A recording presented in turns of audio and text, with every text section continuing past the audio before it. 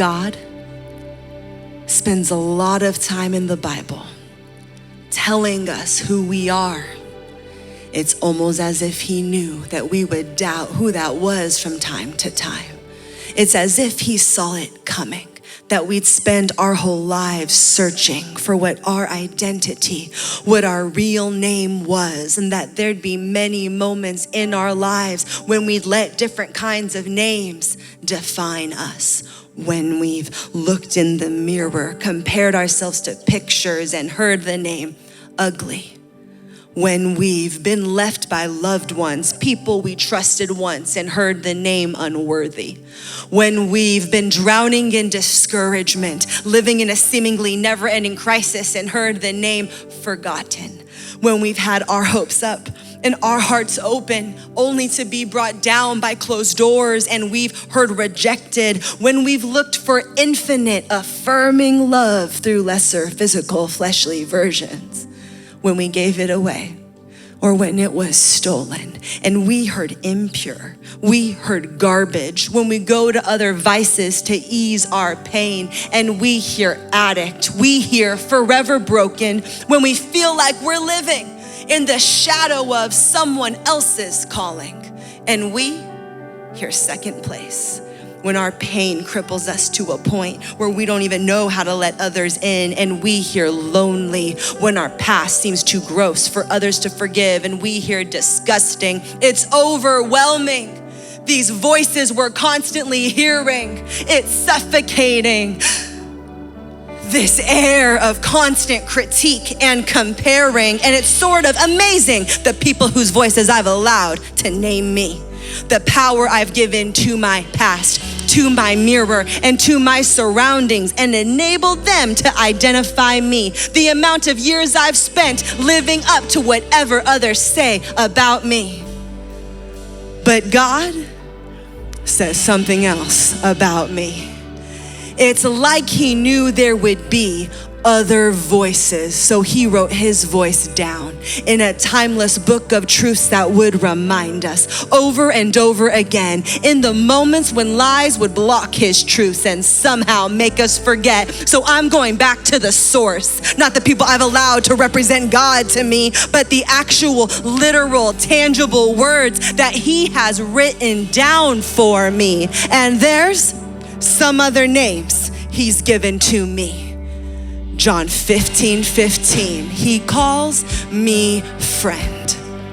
1 Thessalonians 1:4, he calls me chosen. Ephesians 2:10, he calls me his masterpiece. He calls me his art. He calls me handmade. He calls me purpose and fashion for good things. 1 Corinthians 6:19, he calls my body a temple.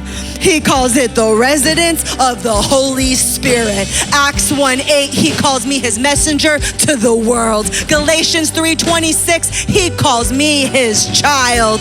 Romans 5:8, he calls me greatly loved. John 8:36, he calls me free, free indeed. 2 Corinthians 5:17, he calls me brand new.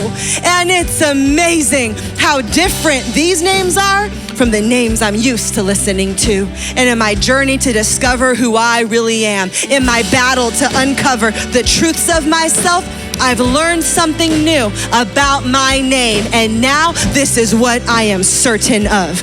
My name is not the name the world calls me.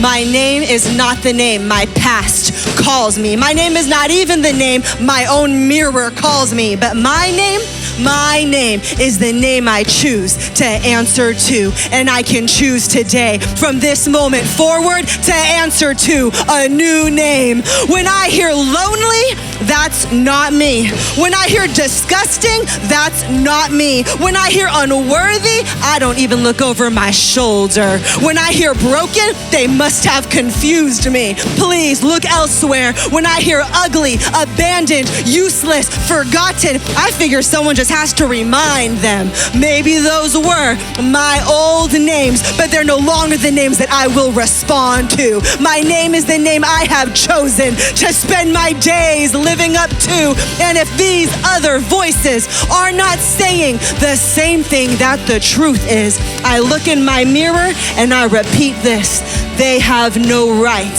to be speaking to you. When you stop answering to all your old names, they will stop having power over you.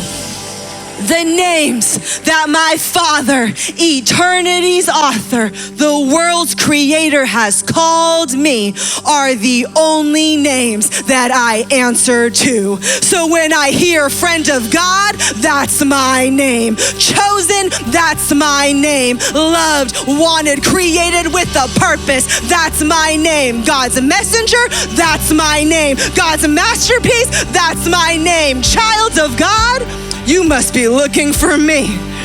Greatly loved, you must be calling for me.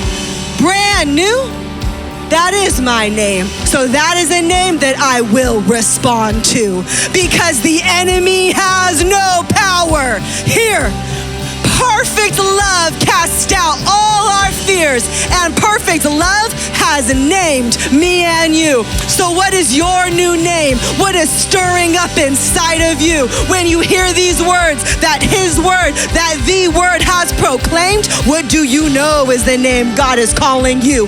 Maybe it's not the name you grew up with. Maybe it's not the name your old friends associate you with. Maybe it's not the name that your whole life you were used to identifying with, but it's the name you now answer to. So when the enemy tries to get to you, it's just the name you introduce yourself with. As for me, my name is forgiven. My name is free. My name is brand new, loved, wanted, child of God, created with a purpose. And it's been a pleasure to meet you.